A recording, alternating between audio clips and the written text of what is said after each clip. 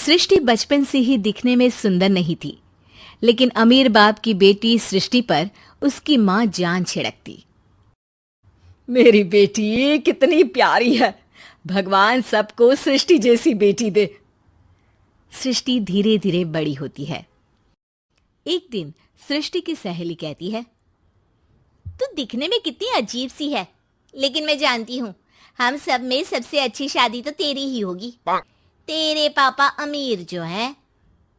और बता नहीं सकते यार, दहेज तो हर कोई देता है, ये क्या ज्यादा ले जाएगी अपने पति के लिए? अरे बड़े शहर में कोठी है इसके पापा की। अरे पापा की है ना, कौन सी इसकी है? इसकी होती तब तो कोई भी लड़का इससे शादी कर लेता।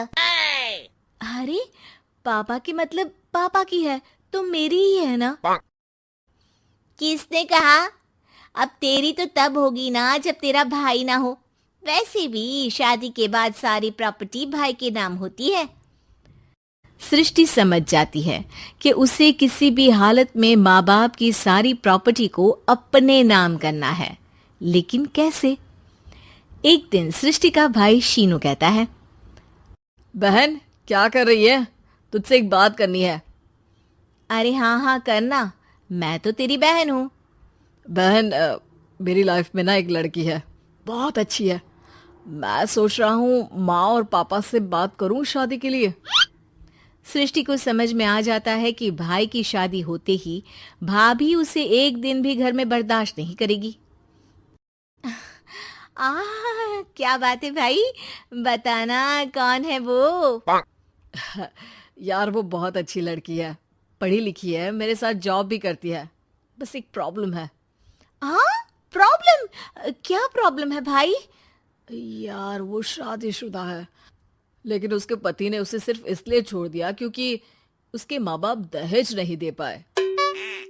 सृष्टि ये सुनकर न जाने क्यों खुश हो जाती है। अरे भाई तो क्या हुआ, लड़की तुझे तो पसंद है ना? शीनू को लगता है कि बहन उसे समझ रही है। वो इस बात से अनजान होता है कि उसकी बहन की मंशा पूरा घर हड़पने की है। सृष्टि अपनी माँ से कहती है, मम्मी मुझे तो बहुत चिंता है, पता है शीनू क्या कर रहा है? अरे क्या कर रहा है, वो तो काम पर जाता है और वापस घर आता है। नहीं ना माँ, वो यही तो नहीं कर रहा, बाकी सब कर रहा है। आपको पता है उससे प्यार है, और वो भी एक शादीशुदा लड़की से। ये क्या हो गया, मैं सोसाइटी में क्या मुंह दिखाऊंगी? अरे तेरे पापा तो यही कहेंगे कि मैंने ही उसे बिगाड़ दिया है। माँ देखो, मेरी बात मानो, पापा पर भी विश्वास करने की जरूरत नहीं है। अब आप ही बताओ, पापा इतनी देर घर के बाहर रहते हैं क्यों, बोलो? अरे बेटा वो तो नौकरी करते हैं ना। तू बहुत भोली है माँ, पापा का ऑफिस तो 7 बजे खत्म हो जाता है, लेकिन देखो कितनी देर से आते हैं। अरे नहीं नहीं बेटा, ऐसी कोई बात नहीं है। सृष्टि माँ को एक औरत से बात करते पिता की फोटो दिखाती है। देखो माँ कैसे हैं पापा, मैं ना कहती थी कि पापा सही नहीं है। मैं तेरे पापा से बात करूंगी, दे फोटो मुझे। ओ माँ, वो तो डिलीट हो गई। लेकिन चल, तूने तो देख लिया ना, पापा से बाद में बात कर लेना, और हाँ मेरा नाम बिल्कुल मत लेना। हाँ माँ। अब क्या था, सृष्टि के माँ और पिता के बीच झगड़ा होना शुरू हो जाता है। सृष्टि के मन में क्या चल रहा था कोई नहीं जानता था। एक दिन, माँ सृष्टि के लिए एक लड़का देखा है, वो लोग शाम को उसे देखने आने वाले हैं। और हाँ माँ, एक खुशखबरी, मैं और पापा मिलकर एक नया बिजनेस ट्राई कर रहे हैं। शाम को लड़का आता है, सांवले रंग का। सृष्टि को तो बिल्कुल भी पसंद नहीं आता।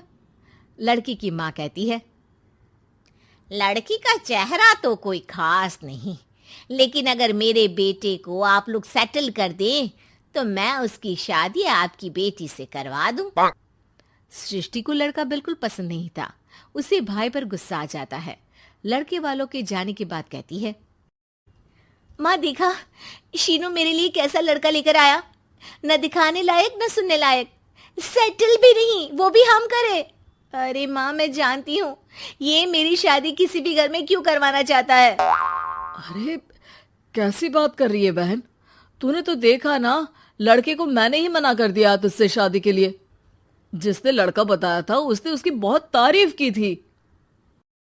बात आई गई हो जाती है, लेकिन सृष्टि का मन शांत नहीं होता। क्या करूं, कुछ समझ में नहीं आ रहा। मेरी शादी हो गई तो ये लोग पूरी प्रॉपर्टी शीनू के नाम कर देंगे, मेरे हाथ तो कुछ लगेगा ही नहीं। तभी सृष्टि को आइडिया आता है। वो किसी वकील को फोन करती है। जी देखिए, अगर आपके मम्मी पापा का तलाक हो जाता है तो आपके पिता की आधी प्रॉपर्टी आपकी माँ के नाम हो जाएगी, फिर उसे वो किसी को भी दे सकती है। सृष्टि अब माँ को बेटे के खिलाफ भरती है। माँ, शीनू पर नजर रखा करो, वो जिस लड़की के प्यार में है ना वो शादीशुदा है। यहाँ आएगी, सारा पैसा रुपया जमीन जायदाद सब हड़प लेगी। पापा का भी हाल तुमसे छुपा नहीं है। ऐसा ना हो कि मैं और आप एक दिन सड़क पर भीख मांगे। हे भगवान, मैं तो जीते जी मर जाऊंगी अगर ऐसा हो गया तो। ऐसा हो गया नहीं माँ, ऐसा ही होगा। अभी समय है, आगे का सोच लो। मैं तो कहती हूँ पापा से आधी प्रॉपर्टी लेकर अलग हो जाओ। पापा की आधी प्रॉपर्टी भी हम लोगों को अगर मिल जाती है ना तो अगले 7 जन्म सफल समझो। बेचारी माँ बेटी के कहने पर पति से तलाक लेकर अलग हो जाती है। सृष्टि अब पैसों से गाड़ी और अपने दूसरे महंगे शौक पूरे करने लगी।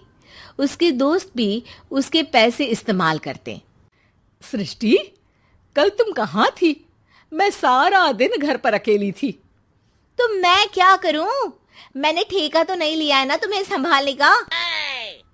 माँ को सृष्टि से ये उम्मीद नहीं थी। वो बैठकर रोने लगती है। वहीं उसका पति यानी कि सृष्टि के पिता आ जाते हैं। मैं जानता था कि तुम्हारा यही हाल होगा, तो आपने मुझे रोका क्यों नहीं? मैं रोकता तो तुम रुकती क्या? सृष्टि के कहने पर तुमने मुझ पर अपने बेटे पर शक किया, लेकिन तुम ये भूल गई कि कैसे हम दोनों ने मिलकर जीवन में इतना सब खड़ा किया। माँ पति के गले लग जाती है। मुझे माफ कर दीजिए, मैंने आपकी कमाई का एक बड़ा हिस्सा गवा दिया।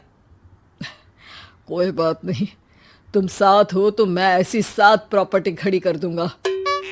तभी वहां सृष्टि आ जाती है रोते हुए। माँ, मयंक ने मुझे छोड़ दिया। वो बोल रहा था जब तक मेरे पास पैसे थे तब तक ही वो मेरे साथ था। पापा, माँ, मुझे माफ कर दीजिए।